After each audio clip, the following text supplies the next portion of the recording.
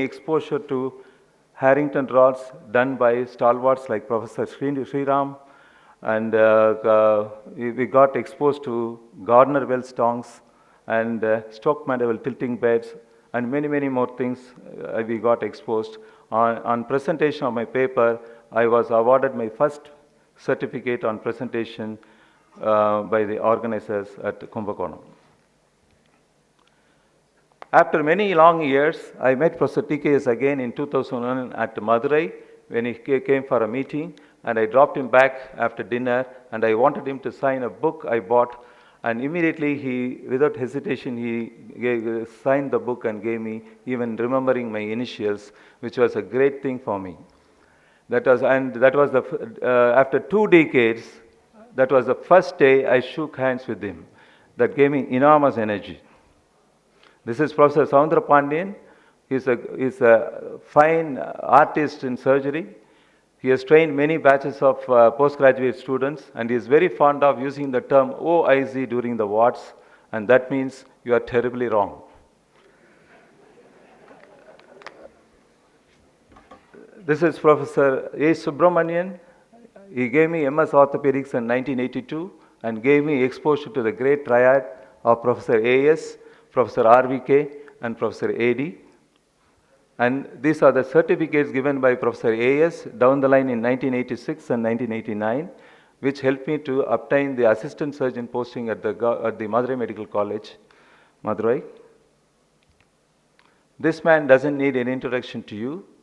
A great teacher and a great orthopedic surgeon, Professor RVK. I still remember the day in one of the clinical classes where he took about 1.5 hours on inspection alone. He had a special way of doing inspection from the front, inspection from the side, and inspection from the back. And most of the time, he'll make a provisional diagnosis even at that stage. Such a great clinician. I was very happy to receive a memento from my teacher. This is Professor Devadas. We used to call him Evo Man of Madurai. He was my guide for my MS Ortho thesis.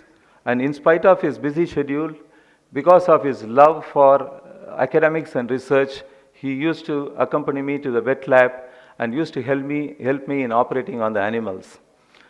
My thesis was on epiphyseal injuries and epiphyseal distraction, and this slide shows the pictures taken at the veterinary lab at Madurai Medical College, where you could see Professor Devadas operating on rabbits for me.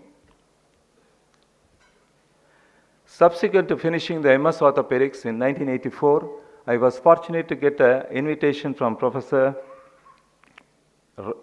Roy Camille at Paris, France. And then Professor Roy Camille is a great spine surgeon as well as an orthoplasty surgeon. This is a picture of Professor Raymond Roy Camille. This is Professor Gerard Sayon, assistant to Professor Roy Camille.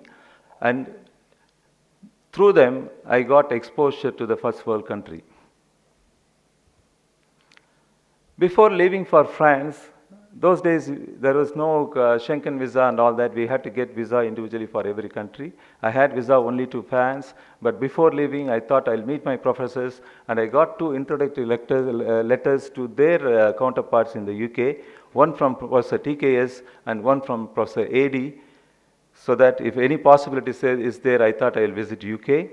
And here I would like to highlight what Professor Devadas has written and given in his letter to me back in 1984. Probably he was in his late 40s, and he was given a letter stating that I am getting old and I have to train up my youngsters to be in touch with modern trends. Hence, I request you to help him. This is a wonderful letter which has given me almost the visa on entry at Heathrow Airport, UK. Professor TKS gave me a letter to Professor Wilson, who is the editor of Watson Jones Orthopedics. And Professor Wilson introduced me to Professor George Bentley, who is again the editor of Mercer's Orthopedics book. And then that time he was also the president of the British Postgraduate Medical Federation. With those letters, I was immediately given a visa on arrival at UK, and I was very happy to enter the Royal National Orthopedic Hospital at London. And there I was happy to assist Professor Wilson and Professor George Bentley in their operations, and I was happy to watch Professor Catterall operating on pediatric cases. And for the first time, I saw the Charnley Hawath, the clean air system at the Royal National Orthopedic Hospital, and also had exposure to Stanmore processes which they were using, and even the application of Spica was interesting at the Royal National Orthopedic Hospital.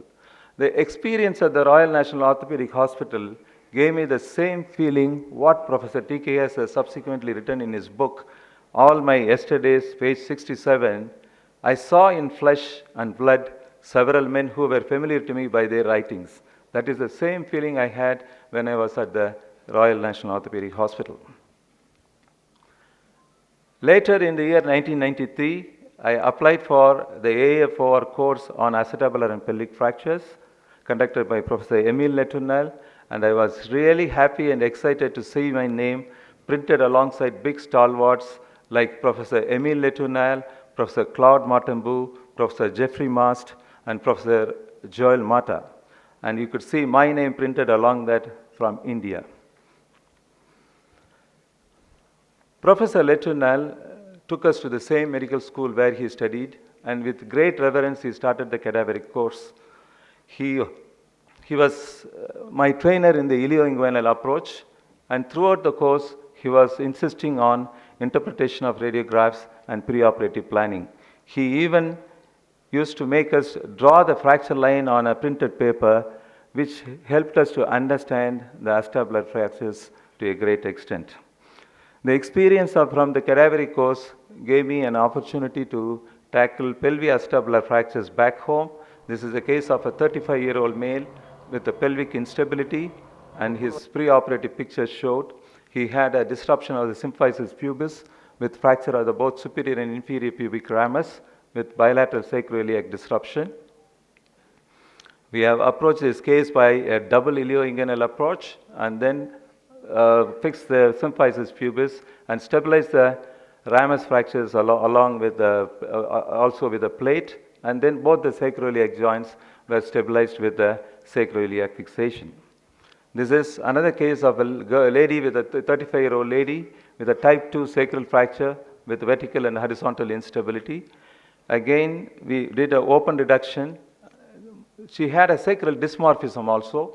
In spite of that, we could achieve a good sacral open reduction and then stabilized it through S1 and S2 through fully threaded screws. This is again a case of posterior column fracture where the principles of Letournel were followed. You could appreciate a lag screw has been used for the column and a buttress plating also has been done. This is a case of anterior wall fracture with bilateral sacroiliac disruption. Again, with the ilioinguinal approach, the wall fracture is tackled, and in the supine position by percutaneous method, both the sacroiliac joints are fixed with sacroiliac screws. This is a high anterior column fracture. Again, we are fixed with the ilioinguinal approach with a good congruous joint. This is a case of a bicolumn fracture with a partial disruption of the sacroiliac joint, and all the fracture and the dislocation were reduced by a single approach, and stabilization has been done. Thanks to Professor Emile Letournel, the cadaveric course conducted by him gave me an enormous confidence to tackle such complicated cases back home.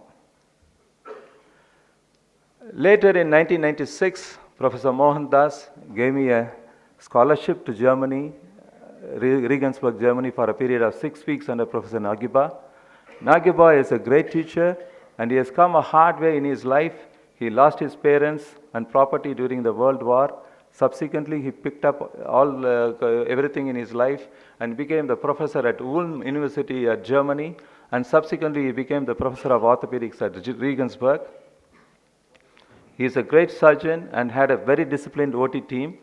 In case of THR, he never used to apply screws to the acetabular cups. He always insisted on a good rim and dome fit, and he was able to achieve it every time, even in complex primaries. He has invited me dinner to his home one day and introduced his family members. It was a great honor done to me by him on that day. Moreover, one weekend, he has asked his staff nurse to take me down to her hometown, and she took me to her hometown and introduced me to her parents. And her mother has prepared a good meal and served lunch for us. And later that day, I came to know that her mother was a mayor of the township. It was a great feeling to have been served a meal by a mayor of a German township, thanks to orthopedics. This is one teacher who has inspired my dreams and ambitions.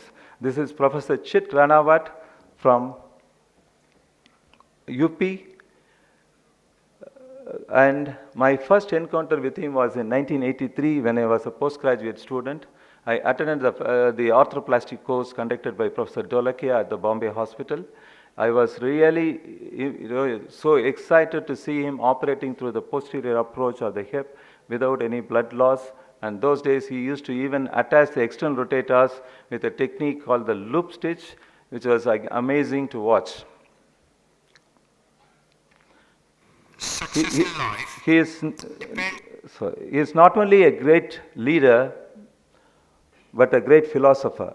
I'd like you to listen to a speech, a small clipping of his speech on profession, leadership, and family values. Success in life depends on self-discipline, self-reliance, and self-motivation.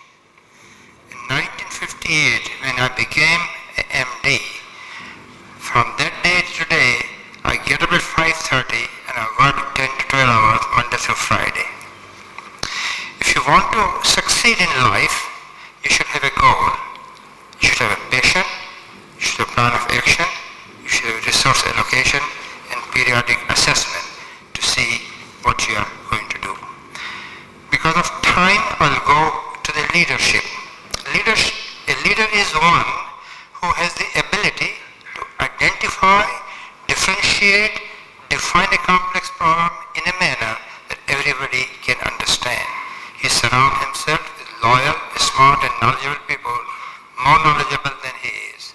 I conclude by wishing you all the best in your life and be a part of your family. It is at the end, not the profession, your family who is going to help you when you need it. I thank you. This is Professor Dan Berry, whose voice itself can rejuvenate anybody.